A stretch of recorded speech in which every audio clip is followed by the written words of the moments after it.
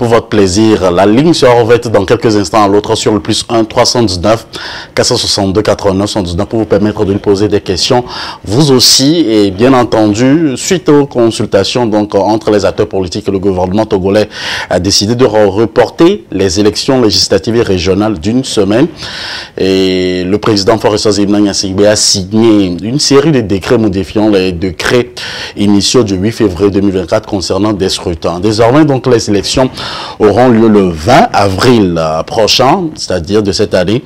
Les bureaux de vote seront ouverts de 7h à 16h sur l'ensemble du territoire national.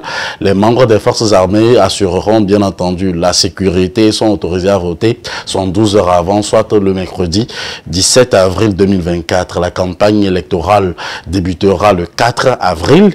Du 4 avril donc au 18 avril, les candidats aux élections donc législatives devront verser 300 000 francs de francs CFA, tandis que ceux aux élections régionales paieront 150 000 francs. Vos premières réactions, honorable Innocent Kagbara?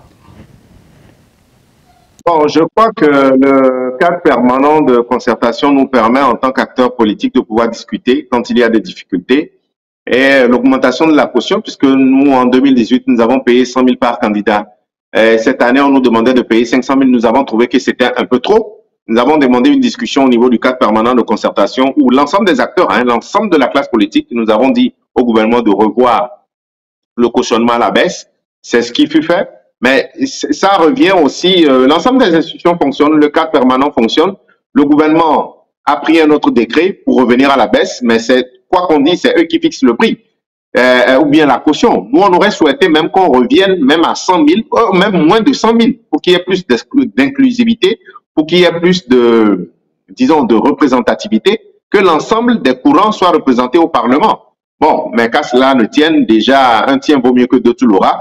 Nous avons eu une baisse de 200 000 par rapport aux législatives.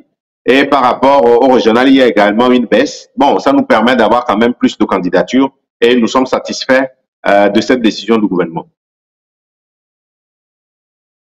Vous dites satisfait, mais on constate qu'il y a également donc des contestations du côté de l'opposition. Que dites-vous et que répondez-vous à... Je sais que vous êtes déjà au courant de ces contestations des autres partis politiques de l'opposition. Non, mais de toute façon, nous voulons qu'on fasse mieux. Si on peut reprendre nos décrets pour encore baisser, ça nous ferait plaisir. Mais le fait de diminuer fait que nous sommes satisfaits. Mais nous ne sommes pas satisfaits forcément du montant. Ça, c'est clair. Si on pouvait encore faire mieux, je vous ai dit même dans mon développement, même si on pouvait aller à 50 000 pour qu'il y ait plus d'inclusivité, qu'il y ait plus de représentativité. Mais qu'à cela ne tienne, je dis le fait d'avoir baissé fait quand même que nous aurons plus de circonscriptions dans lesquelles nous pourrons nous présenter. Nous, en ce qui nous concerne, nous n'allons pas nous laisser distraire, nous avançons. Il y en a qui peuvent contester, mais il revient, c'est dans les prérogatives du gouvernement de fixer la caution. Et à aucun moment, au niveau du cadre permanent de discussion, nous n'avons discuté du montant des cautions. Donc, c'est une prérogative du gouvernement.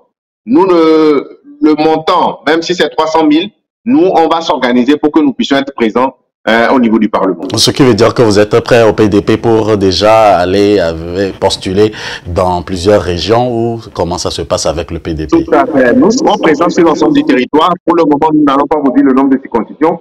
Aussi bien pour les législatives que pour les régionales, nous serons présents sur l'ensemble du territoire. Et nous sommes prêts depuis que nous avons fait notre congrès il y a quelques mois. Nous sommes bien préparés pour ces campagnes.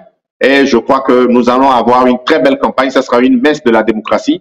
Et le meilleur va l'emporter. Et nous savons que nous serons prêts à la chambre basse du Parlement comme à la chambre haute du Parlement.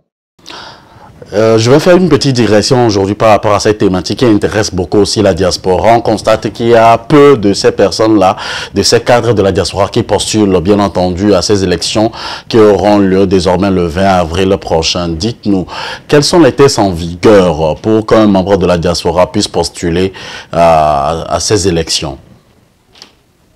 Non, la diaspora, c'est comme tous les Togolais. Si vous, les critères, il n'y a pas des critères pour la diaspora et des critères pour les gens qui sont ici. C'est pour, si vous voulez postuler, vous prenez vos dispositions pour que vous puissiez vous libérer. Vous venez, vous constituez une liste avec soit un parti politique, soit une association et vous déposez. Il suffit de présenter les mêmes pièces qu'on demande à tout le monde, hein. La naissance, la nationalité, votre carte d'électeur, une photo, payer la caution. Et pour certaines élections, on demande des fois l'attestation de résidence, c'est tout. Donc, c'est aussi simple. Il y a des gens, je sais qu'il y a également des membres de la diaspora qui sont rentrés, ils ont constitué une liste d'indépendants. Et moi, je souhaite que les élections à venir, législatives, régionales, municipales, qu'il y ait plus de cadres de la diaspora qui puissent revenir au pays et contribuer à l'effort national de construction de notre pays. C'est véritablement important parce que la diaspora est une entité non négligeable.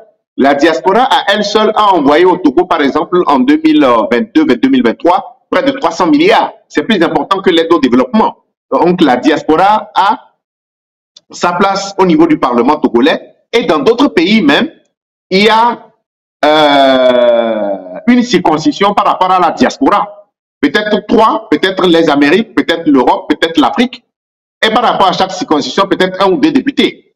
Il serait envisageable, lors d'une réforme, que nous puissions même envisager cette réforme pour que la diaspora soit représentée. Qu'en est-il donc de ceux qui sont des binationalités, qui ont 2 nationalités, par exemple, un Togolais qui a une nationalité américaine ou européenne? Non, le problème ne se pose pas. Le problème se posera beaucoup plus pour l'élection présidentielle, où peut-être vous devez renoncer à une nationalité, mais pour les élections législatives et régionales, le problème ne se pose pas. Ce qui veut dire que quelqu'un qui réside à la diaspora doit faire au moins minimum 5 ans sur le terrain, ou combien d'années doit-il faire au minimum avant de postuler aux élections législatives ou régionales? Non, il faut revoir le code électoral, mais en ce qui me concerne, d'après les informations que j'ai reçues, le problème ne se pose pas puisque les pièces qu'on demande, on ne demande pas une obligation de résidence. Ce qu'on vous demande de faire, c'est de prouver, par exemple, que vous avez une résidence. Par exemple, vous donnez votre naissance, votre nationalité, votre carte d'électeur. Dans les pièces qu'on demande, à aucun moment, il y a une obligation de résidence. C'est bien entendu. Je pense que d'autres auront beaucoup plus de réponses à travers cette émission, surtout la diaspora qui nous suit en ce moment. La ligne est maintenant ouverte à tous ceux qui veulent bien participer à cette émission sur le +1 319 462 89 79. Honorable Innocent Kadbaran, on constate, vous l'avez vous-même dit, que la diaspora soutient beaucoup l'opposition, disons les partis politiques au Togo. Mais pourquoi est-ce qu'aucun membre de la diaspora n'est jamais eu ou disons n'a jamais eu donc l'opportunité d'être membre du bureau politique d'un parti au Togo? Non, ça dépend de chaque formation politique. Nous, en ce qui nous concerne, nous ne trouvons pas d'inconvénient que lors du prochain congrès, qu'un membre de la diaspora fasse partie de notre bureau. Hein. Si vous avez par exemple des représentations en fonction de la zone, ces gens-là peuvent faire partie du bureau. Vous pouvez modifier les tests. Moi, je ne trouve pas d'inconvénient par rapport à ça. Maintenant, il revient à la diaspora aussi de se faire remarquer et par rapport à vos affinités, par rapport à votre engagement, par rapport à votre positionnement, voir dans quel parti vous pouvez militer et vous pouvez mieux vous faire connaître pour pouvoir participer aux travaux des instances. Parce qu'au niveau des instances, c'est des gens qui sont là, qu'on connaît, qui ont travaillé pendant des années, qui ont des postes. Donc, ça dépend également de l'engagement. Ça dépend de l'engagement. On constate dans plusieurs groupes à la diaspora qu'il y a des débats qui se font avec des cadres. À chaque fois, même le week-end dernier, il y avait eu donc les organismes de la société civile avec la diaspora qui ont eu des discussions. Et la plupart du temps, on constate que l'opposition ne se met pas dans le même box, dans le même carton que le parti au pouvoir qui est uni, qui donne l'opportunité plus à la diaspora, sinon aux membres de la diaspora de faire partie donc de leur bureau et même donc les donne des opportunités. On ne voit pas véritablement des représentants donc de la diaspora au sein donc de vos partis politiques, surtout à l'opposition. S'il s'agit seulement donc de financer ou d'aider financièrement les partis de l'opposition. Qu'en dites-vous, honorable? Non, comme je vous ai dit, ça dépend de votre affinité, ça dépend vous êtes beaucoup plus proche de quel bord. Moi, en ce qui me concerne, je n'ai pas de problème par rapport à la diaspora, comme je vous l'ai dit. Maintenant, il revient aux gens de s'engager, parce que si vous ne vous engagez pas, on ne vous connaît pas. On ne peut pas décréter. Donc, si vous me dites, c'est normal que ceux qui sont au pouvoir puissent donner des opportunités. Être dans l'opposition, ce n'est pas une carrière, c'est aussi un engagement. Donc, vous ne pouvez pas demander à un opposant de pouvoir donner des opportunités parce qu'il n'a pas d'entreprise, il n'a pas de boulot, il n'a pas d'opportunité à donner. L'opposition, c'est un engagement. Et quand vous venez au pouvoir, peut-être s'il y a des choses, vous allez voir en ce temps-là. Mais on ne s'engage pas aussi pour des postes. On s'engage pour être à la disposition de son peuple, de sa population. Voilà qui est bien dit. Revenons donc pour terminer cette première partie rapidement avec le report des élections législatives et régionales au Togo et la baisse. Que pouvons-nous résumer en termes donc avec le PDP concernant? Est-ce que véritablement ce report avantage l'opposition togolaise, sinon le PDP? Non, de toutes les façons, la discussion que nous avons eue dans le cadre permanent de concertation tendait vers un report parce qu'il y a eu des décisions qui sont prises. Il faut laisser au moins une semaine aux gens. Quand on parle de report, c'est juste un décalage d'une semaine. Donc, il ne faut pas que les gens aient l'impression que c'est remis au calendrier grec. Non, c'est un décalage d'une semaine pour permettre aux gens de mieux structurer leur dossier, de discuter un peu, de réunir la caution et de déposer les dossiers. Donc, au lieu que ça soit mercredi prochain, on nous a donné encore une semaine pour les dépôts et l'élection a été reportée d'une semaine. Donc, nous, en ce qui nous concerne, ça nous permet de mieux nous préparer, mais je crois que nous sommes déjà prêts. Mais ça nous permet d'avoir beaucoup plus de temps pour regarder de manière minutieuse les documents afin d'aller les déposer d'ici la semaine prochaine. Et quand vous dites que vous êtes prêts, ce qui veut dire que vous aurez donc dans tous les bureaux vos représentants pour que vous ne vous plaignez pas après? Oui, c'est en deux phases. Maintenant, la phase dont nous parlons maintenant, c'est la phase des candidatures. Hein, c'est une phase qui nous demande beaucoup de travail sur le terrain, beaucoup de minutie pour regarder des dossiers, pour qu'il n'y ait pas de listes qui soient invalidées. Après ce travail-là, par exemple, le travail dans les bureaux de vote, ça a été déjà fait. On nous avait demandé de pouvoir envoyer, nous, en ce qui nous concerne, les CENI que nous avons et sur l'ensemble du territoire, nous avons présélectionné des gens qui seront dans les bureaux de vote et qui vont vérifier la régularité du scrutin. Merci d'être avec nous, honorable Innocent Kagbara. Nous abordons donc cette page de l'actualité internationale. Elle a commencé avec le Sénégal. Le front des candidats de la présidentielle du 25 février, comprenant 16 des 19 candidats après la retraite de Rose, a catégoriquement rejeté l'appel au dialogue lancé par Macky Sall les 26 et 27 février. Vos réactions? Oui, il fallait s'y attendre parce que Macky Sall a filé un mauvais coton et cela se retourne actuellement contre lui. Il ne lui revient pas de pouvoir discuter. Vous allez discuter de quoi? Vous avez jusqu'au 2 février pour partir, organiser les élections dans les délais. C'est aussi simple. Donc, je crois qu'il lui revient de comprendre, de prendre véritablement une bonne décision d'organiser les élections avant le 2, de ne pas jouer avec la montre parce que après le 2, le pays sera ingérable. Je crois que Macky Sall doit revoir sa copie pour organiser les élections avant le 2 avril. C'est tout ce qu'il faut retenir. Puisque si 16 candidats disent qu'ils ne sont pas d'accord avec son dialogue, le dialogue ne tiendrait pas. Donc, ça va accoucher d'une petite souris. Donc, il faut éviter l'humiliation et sortir par la grande porte. Sorti par la grande porte. Et selon donc l'article 39 de la Constitution, en cas de démission, d'empêchement ou de décès, le président est suppléé par le président de l'Assemblée nationale. Mais rien n'est dit sur ce cas de figure. Qu'en dites-vous? Oui, rien n'est dit sur ce cas de figure et je pense que le président Macky Sall va jouer sur cette ambiguïté. Parce que s'il y a un décès, s'il y a une démission, c'est prévu par la loi et le président du Parlement a 60 jours pour organiser les élections. Mais ce cas de figure n'a pas été prévu. Donc, alors qu'il y a un autre article qui dit que le président reste en fonction jusqu'à ce qu'il ne transmette le pouvoir à son successeur. Donc, Macky Sall peut se prévaloir de cet article pour jouer la montre. Mais il faut aussi dire que la Cour constitutionnelle a dit clairement que le mandat du président Macky Sall finit le 2 avril. Donc, on risque d'être dans une crise politique après le 2 avril. C'est pour ça qu'il veut forcément trouver un accord politique pour avoir la paix. Mais si 16 candidats disent qu'ils n'en veulent pas, il lui revient... Je crois que le vin est tiré, hein, il faut le boire. Macky Sall doit simplement organiser les élections parce qu'après le 2 avril, le Sénégal sera ingouvernable. Justement, que je voulais vous poser cette même question et aujourd'hui, donc les Sénégalais ont convergé vers les bureaux de vote, non pas pour choisir leur prochain président comme prévu, mais pour exprimer un deuil électoral suite au report de l'élection présidentielle. Quel est l'avenir donc du Sénégal après donc cette petite crise honorable? Non, la crise n'est pas petite, hein. La crise est très grande. Je crois que Macky Sall, comme je l'ai dit, déjà, il a encore la possibilité de sortir par la porte, même si ce n'est pas une grande porte, c'est une petite porte. Parce que s'il refuse de sortir par la porte, il finira par sortir par la fenêtre. Alors, disons que vous étiez à la place donc de l'opposition comme vous l'êtes aujourd'hui. Vous êtes membre de l'opposition au Togo et vous êtes face à cette situation avec les autres membres de l'opposition. Quelle est la solution pour une sortie de crise? Non, la solution, c'est faire en sorte que...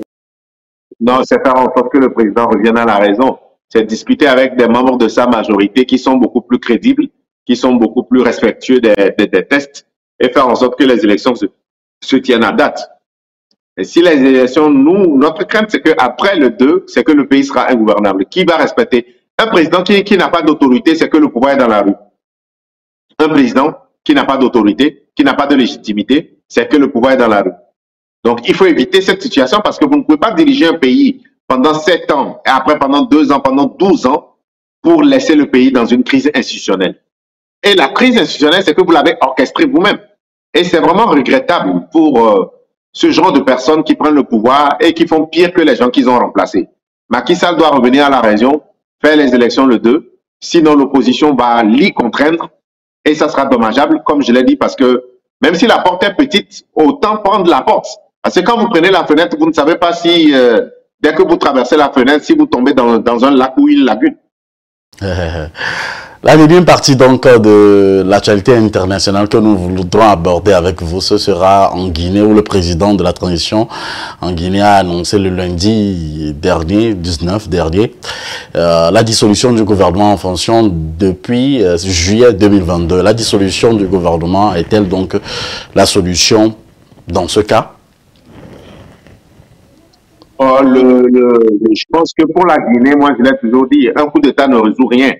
Quand vous avez des gens qui prennent le pouvoir et qui ont quand même les compétences pour diriger le pays, ça se fait remarquer tout de suite. C'est un peu au Burkina Faso, tout ça là, et les décisions que les gens prennent, vous voyez un peu. Mais le cas de la Guinée, c'est une déception parce que vous vous rendez compte que ces gens-là ne peuvent pas diriger le pays. Ils ne peuvent pas jouer, ils jouent sur des coups médiatiques. Le fait de dissoudre le gouvernement, qui a choisi le gouvernement, c'est vous-même. Maintenant, si vous voulez lutter contre la corruption, il faut d'abord lutter contre la corruption. Au même moment, votre directeur de cabinet ou votre entourage, ils achètent des maisons aux États-Unis. Et le fait de dissoudre le gouvernement ne résout aucun problème. On n'a aucun agenda sur les élections. On n'a pas de réforme majeure dans le pays. Il n'y a pas eu un investissement important ou une construction de quelque chose d'important qui marque peut-être votre première année de gouvernance. Ça pose un problème. Ça pose un problème. Nous nous posons la question, est-ce que ces gens-là ont la capacité de diriger la Guinée? Alors, comment faire pour sortir de l'impasse provoquée à cette cacophonie prévue donc au sommet de l'État? Non, je crois que ces militaires-là, ils vont se faire chasser par la rue s'ils ne font pas attention. La Guinée, contrairement au Mali, au Burkina et au Niger, la Guinée, ces militaires risquent d'être sortis par la rue. Parce qu'ils n'ont aucune vision, il n'y a pas de plan établi. Ils sont là, ils font un peu de l'amateurisme et ils naviguent à vue. Vous pouvez le faire pendant 6 mois, vous pouvez le faire pendant 1 an, mais au-delà de 1 an, les gens vous connaissent et les gens ne vont plus tolérer. Et c'est ce qui va arriver, il y aura des troubles. Et je ne crois pas que s'ils ne font pas attention, ils n'iront pas à terme. Je dirais qu'il faut qu'ils reviennent à la raison, qu'ils convoquent un dialogue avec la classe politique, qu'ils fassent moitié militaire, peut-être moitié politique et puis une autre moitié société civile, avec un gouvernement, avec un premier ministre issu peut-être de la société civile qui a les pleins pouvoirs. Lui, il reste chef d'État et ils organisent peut-être les élections en 1 année ou 2. Est-ce que la population aura gain de cause lorsqu'on a à la tête des États donc des colonels, des généraux qui ont des armes à leur disposition?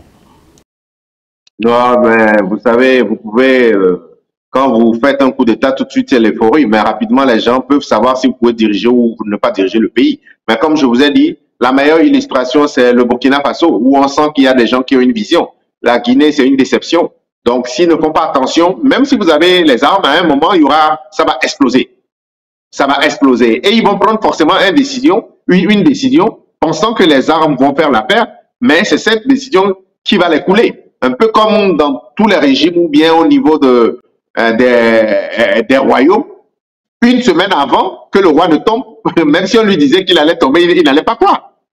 Ces mouvements sont spontanés. Ce ne sont pas des mouvements programmés. Et ça peut surprendre n'importe quel dirigeant si vous n'avez aucune lecture des événements, si vous êtes mal entouré et si vous n'avez aucune vision. À un moment, ça va exploser. Et c'est ce qui risque d'arriver en Guinée. C'est ce qui reste d'arriver en Guinée. Quelle est votre conclusion? Quelle est la leçon que nous tous nous pouvons tirer pour un avenir meilleur dans toutes les situations, surtout vous en tant que politicien, pour conclure donc cette première partie de notre émission? Les gens qui commencent par nous découvrir savent que nous incarnons le New Deal togolais. Le nouveau contrat que nous proposons à nos concitoyens, ce n'est pas la conservation de pouvoir, mais c'est le changement des institutions. Un certain rééquilibrage au niveau des institutions, des contre-pouvoirs qui ne permettent pas à une seule personne d'être omnipotent, omniprésent et omniscient. C'est ce que nous voulons construire avec des jeunes panafricains qui ont la fierté du continent africain, qui ont la fierté de leur pays et qui sont là pour construire, mais ne pas s'enrichir. Voilà le nouveau contrat social que nous proposons, dans le respect des institutions, dans le patriotisme et dans le respect de notre identité culturelle. Merci, honorable Innocent Kagbara. Chers amis téléspectateurs, vous suivez en ce moment Lundi Politique sur Afro-Web TV. Nous allons prendre une pause, une occasion pour nous aussi de nous ressourcer, revenir juste après. Avec cette vidéo, vous retrouverez donc la 7e proposition donc, du parti démocratique et panafricain. Je dis panafricain parce que c'est un panafricain qui nous ressemble. Alors on se retrouve juste derrière.